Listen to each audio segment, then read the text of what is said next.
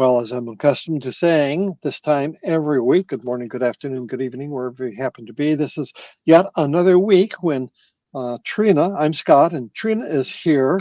And boy, you have more things to say. Every week, it seems like you've just got more and more things going on. Can you tell us a little bit more about that, please, Trina?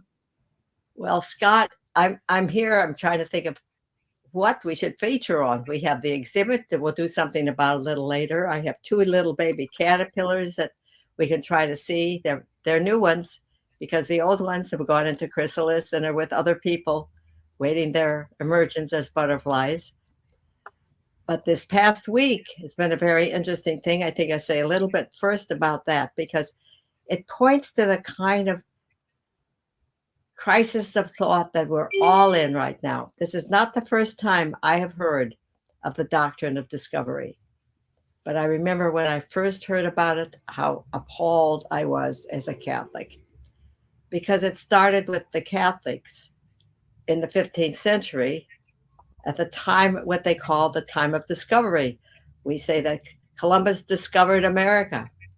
Well, that's the doctrine of discovery. It was the idea that Christians who put their feet upon a new land where the people were not Christian could claim it, could just claim it.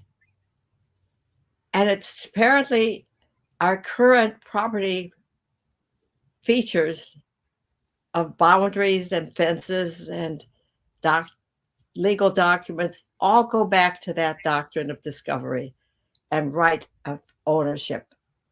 And Ruth Bader Ginsburg had quoted it in the recent stuff at the Supreme Court as the basis for a decision that she wrote. So as a Catholic, I was greatly ashamed because this was under popes and things. And then I found out that the Protestants did it too, especially with Brazil, in a wonderful book called Thy Will Be Done. And they did it in Brazil with the natives there. The lack of respect. Now that's been repudiated by our present Pope Francis, but the damage is still right there with us all the time. And it relates to white supremacy. It relates to European supremacy. It relates to Christian authoritarianism. It relates to all these things. So this is where Trina is at, because this last week I've been in a program where a lot of groups of us, very many Catholic sisters with large land holdings, we are the only ecumenical group, the Grail and the group. We do not have such large land holdings, and we've done a lot with a lot of them already, too much in my opinion, because you need a place to receive people and to be hospitable and to have some learning taking place. But so we're trying to be open to what we should do, with knowing that we're mostly white people, not all, we're white, interracial. And we are on the Lenape. I'm living right now on original Lenape Indian land, and I'm in Montclair, which hosts the first rise from the Hudson River into some sort of a mountainous regions. So in my town, I can walk up several thousand feet to Eagle Rock Reservation, which is the end of the plain that comes from the Hudson River. That's about 20 miles long. So if global warming has its way and the rivers rise, I will be at the foothills of the lake and the river that will be formed. But in my town, it will be rising up, so it's probably safe. So this is the reality I'm in this week. And I come back now. This beautiful exhibit is at Grailville right now, and I just amazing with the people there, with the work that they have done to put that together. So it's had the first 2 weekends related to this Ohio show, and now it has a sort of quiet time of just being up. And I'll be going there the last week of October personally and be giving a weekend. So that's something I'm looking forward to.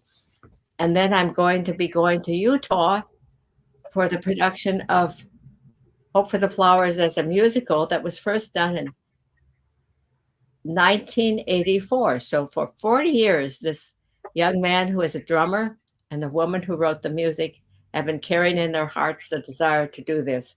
They would like it to go all over the place, of course, but we thought we first needed to see it someplace. So that's happening in November at the Hart Theater, which you're all welcome to check out, the HART Theater in Salt Lake City. And wouldn't it be wonderful to see some of you there? Or at Grailville in Loveland, Ohio, at the end of October at our big art exhibit there in our oratory. So, Scott, why don't you roll that one and just because I want to honor the people who've done such a huge job. Look at what they're doing, making all these butterflies flying from the ceiling, this beautifully reordered for a place of worship and quiet Ohio barn. That's what it is.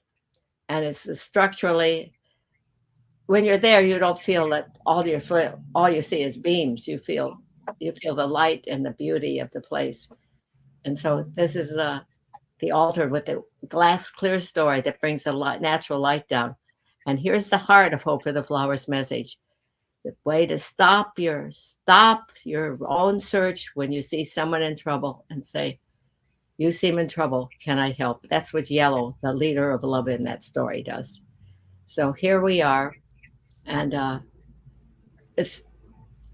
it's just amazing to me, the work that these people there have put into making this exhibit happen. I haven't seen it in the flesh, but I've seen it in these pictures they've made. So I'm hoping it brings a lot of people from the Cincinnati, Appalachia, Northern Appalachia, and Columbus area there. And I'm going to be sending out more invitations to people I know from Ohio, including my relatives in Cleveland, which is 7 hours away. So it's not so close. So that's going on right now. So I feel that at 93, this is a very late harvesting. How do I handle it all? I don't feel I handle it very well. But I just want to share some of the other things that are going on. We're planning for an activist weekend in the middle of October up at our Grail place at Cornwall on Hudson, which is near Newburgh, New York, about the whole climate issue. And we're now talking about what the menu should be of such a weekend. How much do we look at how serious our agricultural system is for climate change? Most climate activists don't think about that very much. But organic soil sequesters carbon, and kind of the agricultural system that's based on genetically engineered crops and one kind of crop doesn't do a good job at that at all, and it ends up using and causing more climate disruption than it possibly can save with the Bill Gates type of let's own land and let's make artificial food. And they use the lie that'll help with the climate issue. And it's not true at all. It'd be much more damaging than having cows and having meat.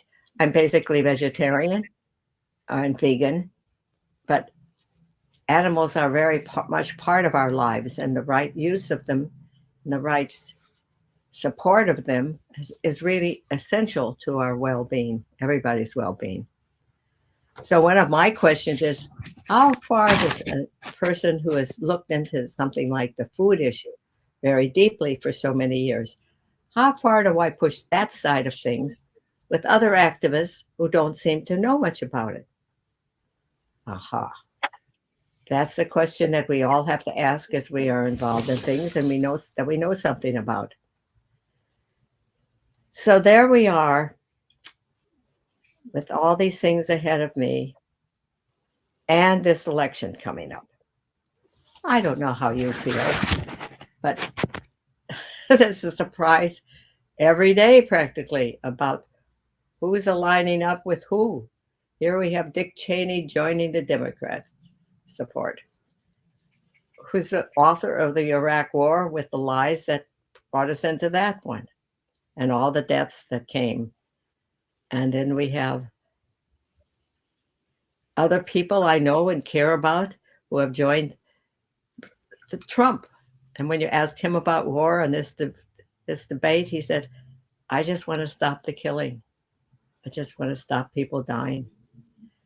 So it's a very interesting situation. And my recommendation about that to us all, me and everybody else, is watch the full presentations of various people, not what someone else decides is a clip out of what they say that they've chosen for their own bias. Watch their full presentation, and maybe several of them, and try to make up your mind. So it's not an easy election. It's what's coming up. And one of the things I care very much about and really care about is the censorship that's going on.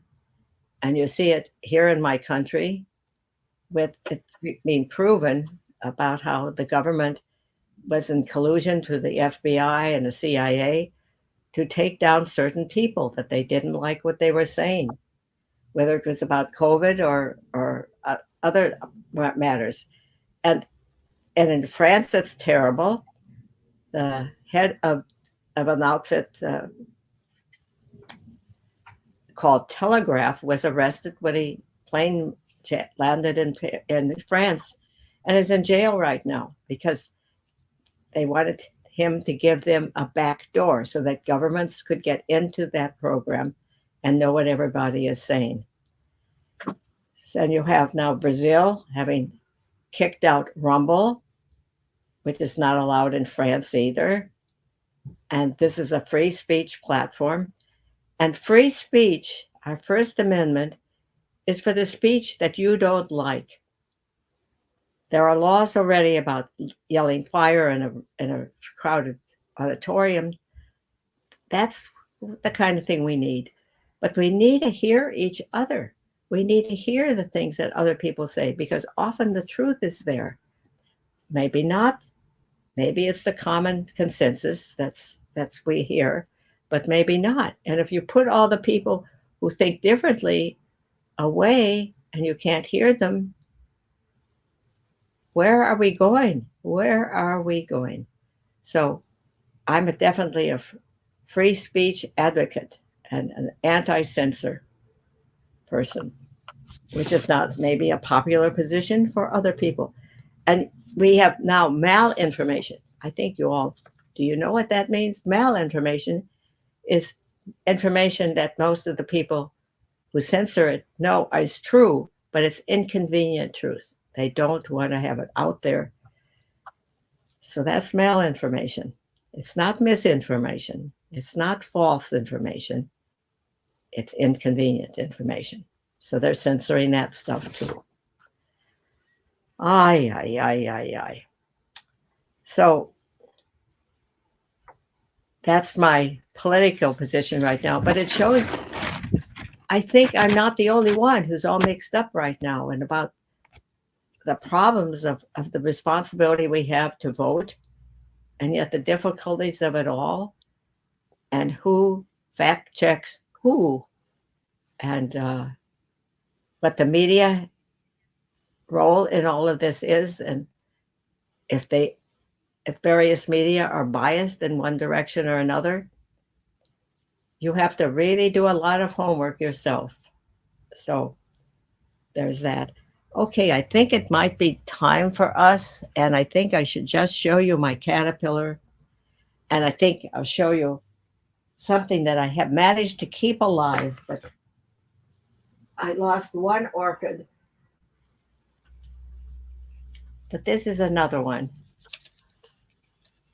And it just keeps blooming away. These blooms have lasted now about 4 months already. And I didn't know orchids did that and lasted so long. This was from my dear friend Mary, who suddenly dropped dead last December. I can't believe it. She just isn't with us anymore. We shared a car. We shared food. We shared lots of things. And there she just dropped dead one Sunday evening.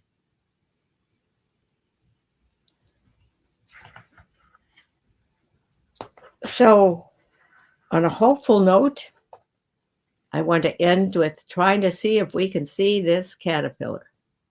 Okay. It was hard to see it before. Okay. Here we have it. It's at the very top of this leaf.